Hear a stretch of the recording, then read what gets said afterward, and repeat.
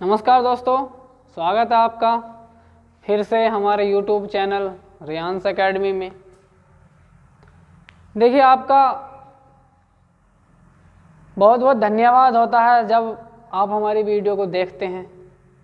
हमें भी थोड़ा सा अच्छा लगता है और इसके साथ साथ आप हमें कमेंट्स ज़रूर किया करें, जिससे कि हमें और एक्साइट होने की आवश्यकता होती है। जैसे आप कोई कमेंट्स करते हैं, आप के जो मन में विचार आते हैं कि हाँ सर ऐसा नहीं वैसा करना चाहिए, या फिर ये टॉपिक नहीं सर ये वाला टॉपिक पढ़ाइए, इस टाइप के आप कमेंट्स हमें करते रहें। तो चलिए फ्रेंड्स, आज का टॉपिक है हमारा सर्वनाम। देखिए, सर्वनाम हमने संक्षेप में पढ़ लिया है। इससे जो पहली वीडियो है हमारी, उसमें हमने संक्षेप में सर्वनाम को सब पढ़ रखा है, कितने प्रकार होते हैं, कितनी संख्या होती है इन सर्वनामों की। अब बात करते हैं हम सर्वनाम के प्रकार पर। सर्वनाम के प्रकार होते हैं 6, और सबसे पहला हमारा प्रकार है पुरुषवाचक।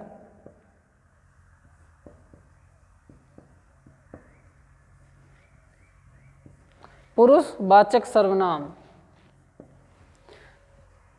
इसकी परिभाषा लिखना इतना इम्पोर्टेंट नहीं है, बस ऐसे ही बता देता हूं, अन्यथा समय बहुत लग जाता है। ऐसे सर्वनाम जो किसी पुरुष या स्त्री से संबंधित हों या उनके स्थान पर प्रयोग किए जाते हों, उन्हें पुरुषवाचक सर्वनाम कहते हैं। इसमें भी 3 प्रकार हैं पुरुषवाचक में भी। नंबर 1 है हमारा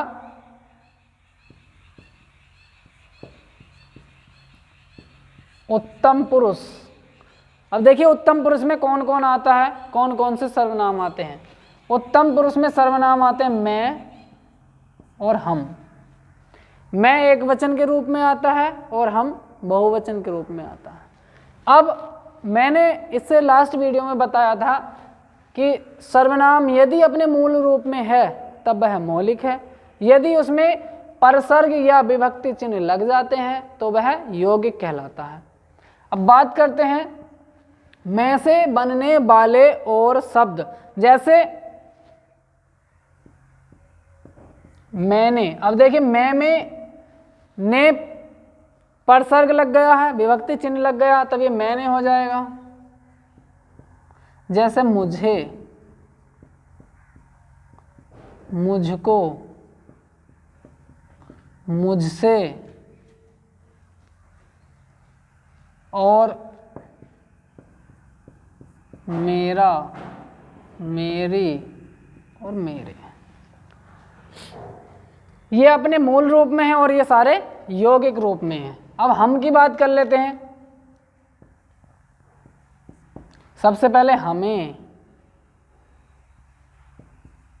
हमको,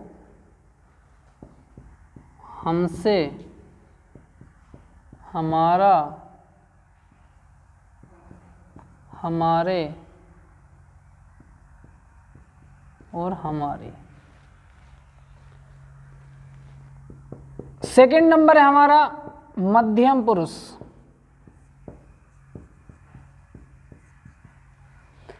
अब आपको यही बता दूं, उत्तम पुरुष किसे कहते हैं। जब केवल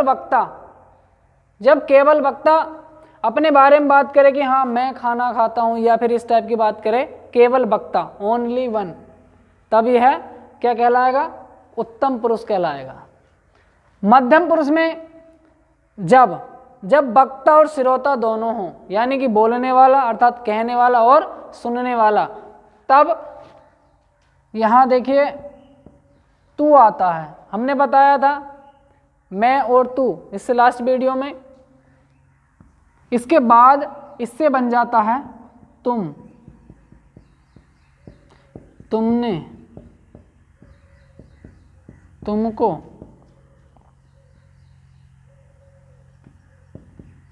तुम्हारा, तुम्हारे, तुम्हारे। और यहां पर एक और आता है आप, आपने,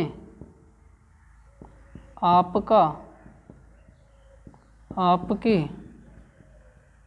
या आपके। हमारा तीसरा प्रकार है अन्य पुरुष। अन्य पुरुष में यह और वह दोनों आते हैं। अब देखिए, अन्य पुरुष में हमारे यह और वह और ये दोनों हमारे निजवाचक सर्वनाम में भी आते हैं, लेकिन कब, कैसे, ये हम जब निजवाचक सर्वनाम निश्चयवाचक सर्वनाम पढ़ेंगे तब क्लियर कर लेंगे। यह से बनता है इस, इसने, इसका, इसके या इसके। अब वह से बनता है हमारा उस, उसने, उसका, उसके या उसके। अब ये हमारे सर्वनाम हैं पुरुषवाचक सर्वनाम के, ये हमारे हैं मौलिक रूप और ये हमारे हैं यौगिक रूप। इनसे बनने वाले जो हमारे सेंटेंस होंगे वह कहलाएंगे हमारे पुरुषवाचक सर्वनाम के। आप इसका स्क्रीनशॉट भी ले सकते हैं। इससे अगला हमारा नेक्स्ट सर्वनाम है निश्चयवाचक सर्वनाम, जिसकी अभी हम बात कर रहे थे। निश्चयवाचक सर्वनाम, देखिए निश्चयवाचक सर्वनाम को बहुत ही ध्यान से पढ़ना है।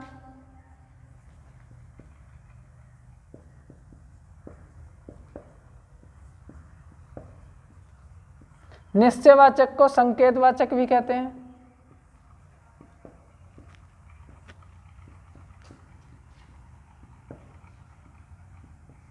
इसकी परिभाषा है जब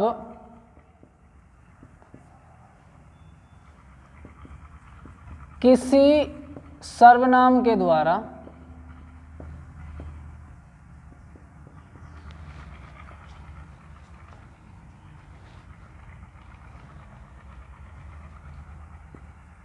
किसी वस्तु का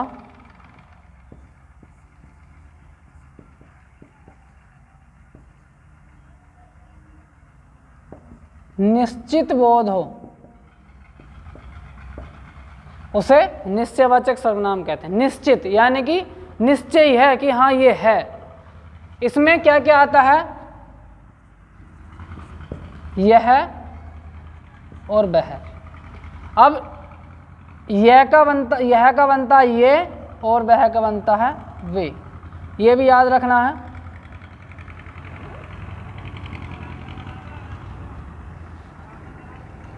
ये मौलिक रूप हैं और ये यौगिक रूप हैं।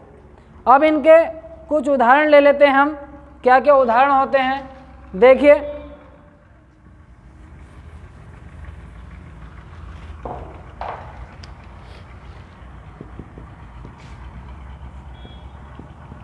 यह मेरी किताब है,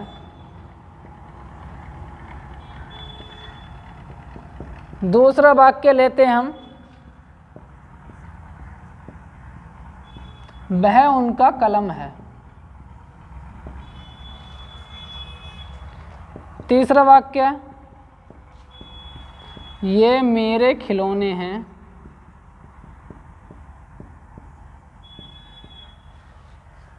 चौथा वाक्य, वे उनके घोड़े हैं।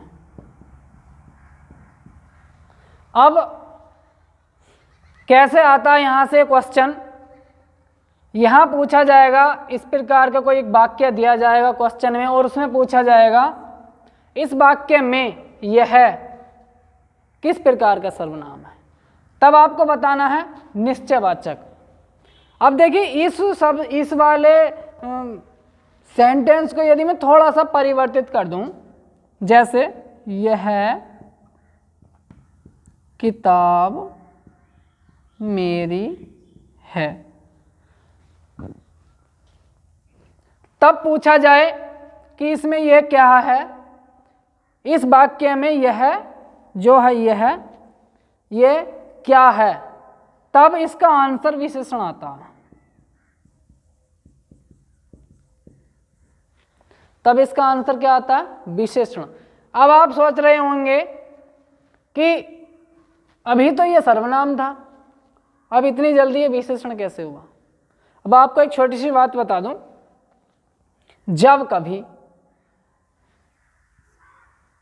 यह और वह सर्वनाम के तुरंत बाद, यह और वह या ये या वे, इन सर्वनामों के तुरंत बाद कोई संज्ञा आ जाए, क्या आ जाए, कोई संज्ञा आ जाए, तब वह सार्वनामिक विशेषण हो जाता है। क्या हो जाता है, सार्वनामिक,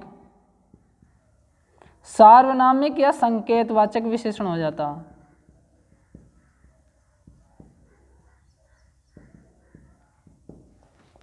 सार्वनामिक या संकेतवाचक विशेषण बन जाता है। एक बार फिर सुन लीजिए,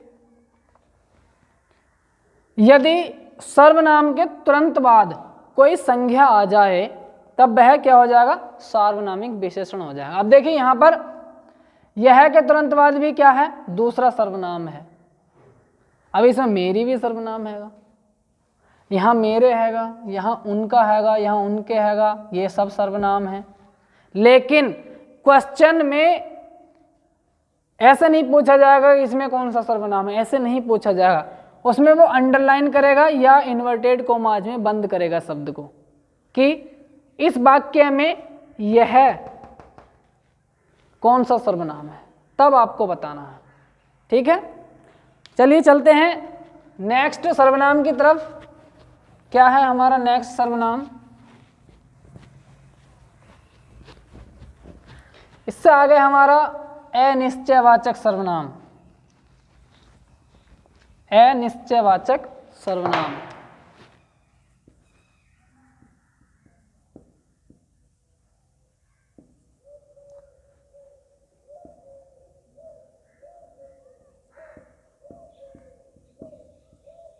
अनिश्चयवाचक सर्वनाम,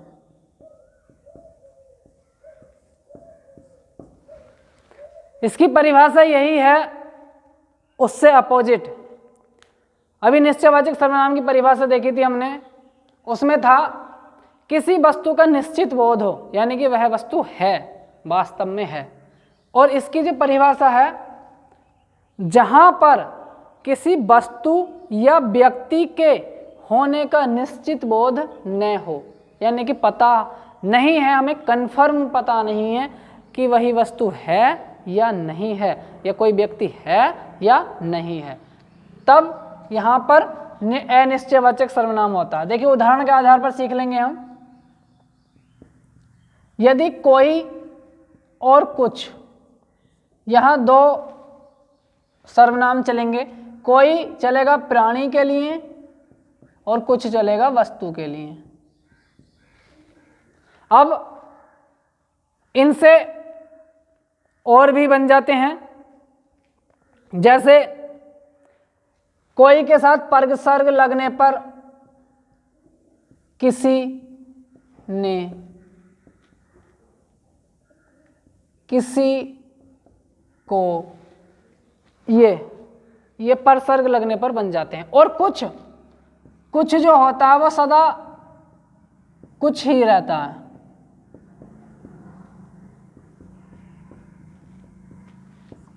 कुछ परिवर्तित नहीं होगा, चाहे एक वचन हो या बहुवचन हो, यह परिवर्तित नहीं होगा, इसमें कोई परसर्ग नहीं लगेगा, कोई विभक्ति चिन्ह नहीं लगेगा। अब यहाँ पर एक सेंटेंस ले लेते हैं हम, जैसे कभी कभी हम कह देते हैं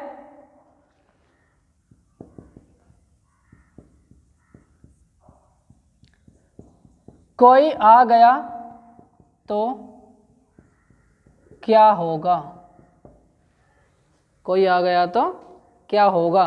कभी कभी कह देते हैं हम कोई आ गया तो क्या होगा, इसमें कोई है। दूसरा सेंटेंस है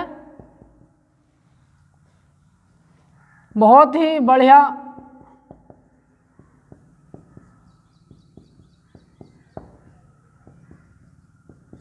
धीरे धीरे बोल कोई सुन ना ले। यहां भी कोई आया है। दीवारों के भी कान होते हैं, धीरे धीरे बात करनी चाहिए। धीरे धीरे बोल कोई सुन ना ले। एक दो वाक्य और ले लेते हैं हम, जैसे चाय में कुछ गिर गया, पता नहीं है क्या गिरा है, कंफर्म नहीं है।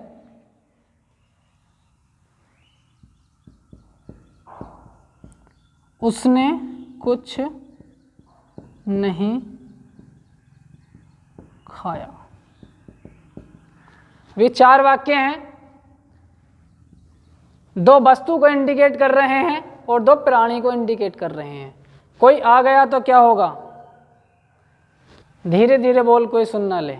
इस टाइप के जो कोई, कुछ या किसी, किसी ने, किसी को, इस टाइप के जो शब्द होते हैं हमारे अनिश्चयवाचक में आते हैं। अब हम नेक्स्ट सर्वनाम की तरफ चलते हैं। वह है हमारा प्रश्नवाचक सर्वनाम। प्रश्नवाचक सर्वनाम।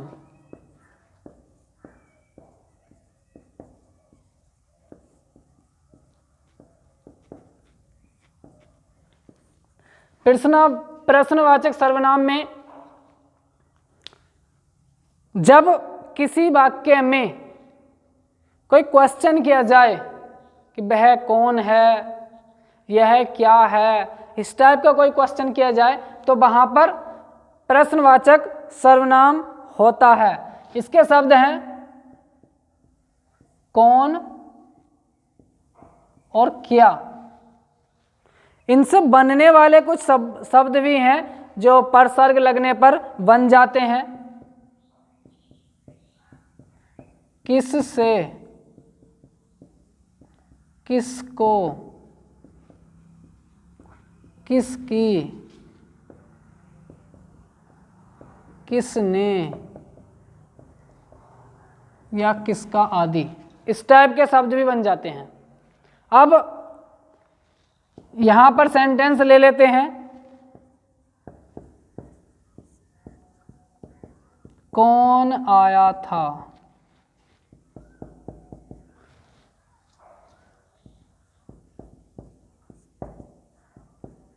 कौन कौन आ रहा है पार्टी में? देखिए कौन कौन, 2 सर्वनाम भी एक जगह आ सकते हैं।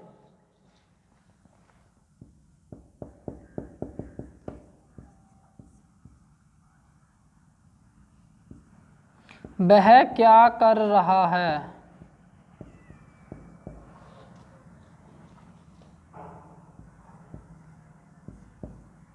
दूध में क्या गिर गया है?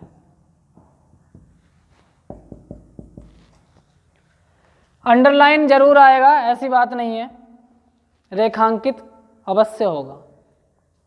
ये हमारे हुए 5 प्रकार के सर्वनाम। हम चलते हैं 6ठे प्रकार के सर्वनाम की तरफ। 6ठा प्रकार है हमारा निजवाचक सर्वनाम।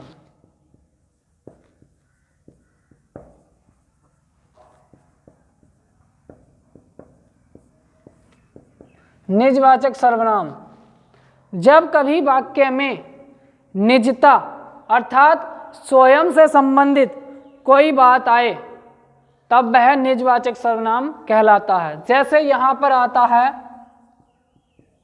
आप, स्वयं, खुद,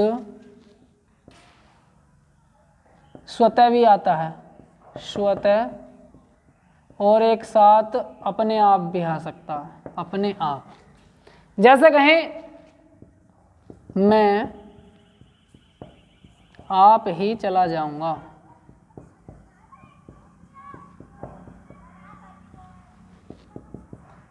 दूसरा वाक्य,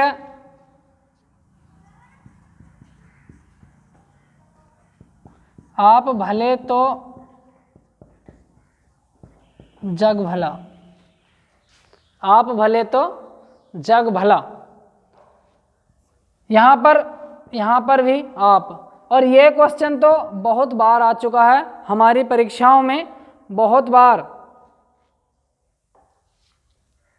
देखिए हमारा क्रम संख्या थोड़ी मिस्टेक हो गई है, ये 5वें नंबर का है, 6ठे नंबर का भी हमारा एक और बच गया है जिसको हम कहते हैं संबंधवाचक सर्वनाम। 6 नंबर पर हम उसी की तरफ चलते हैं।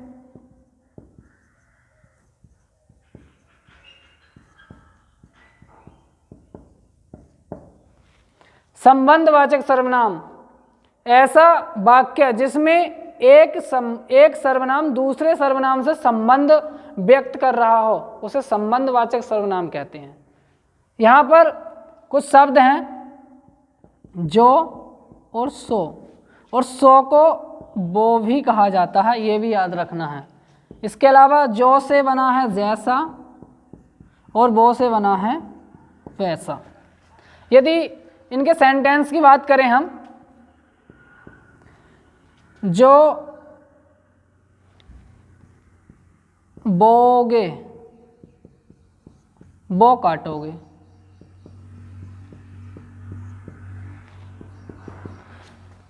और भी हैं जो परिश्रम करता है, जो परिश्रम करता है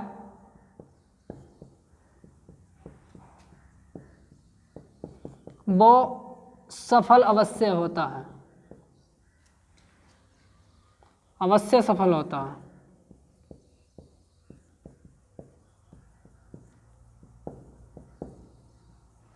इसके अलावा एक सेंटेंस और आ जाता है, जैसी करनी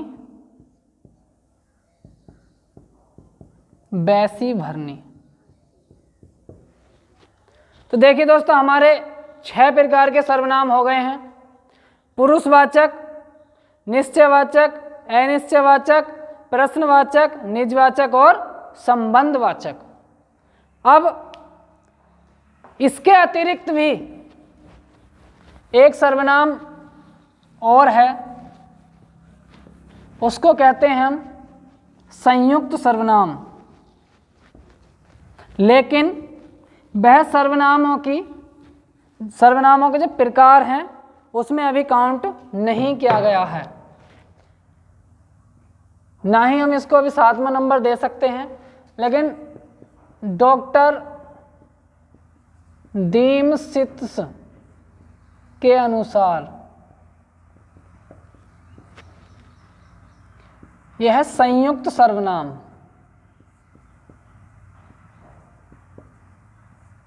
कंबाइंड प्रोनाउन, देखिए जब दो सर्वनाम एक जगह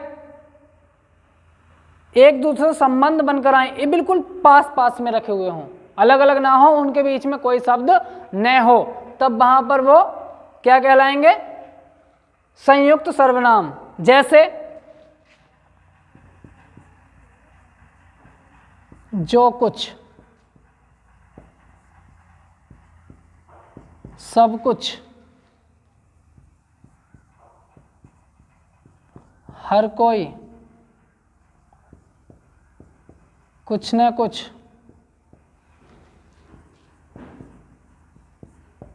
कोई न कोई आदि। अब देखिए यहां से कैसे क्वेश्चन आया था, इसमें मैंने कुछ यहां पर एक और रह गया, सब कोई,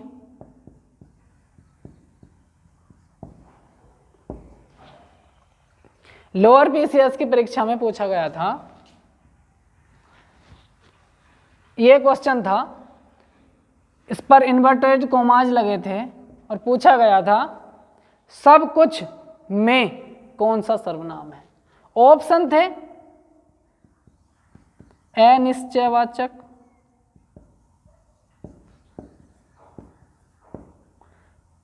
निश्चयवाचक, तीसरा संयुक्त और चौथा इनमें से कोई नहीं।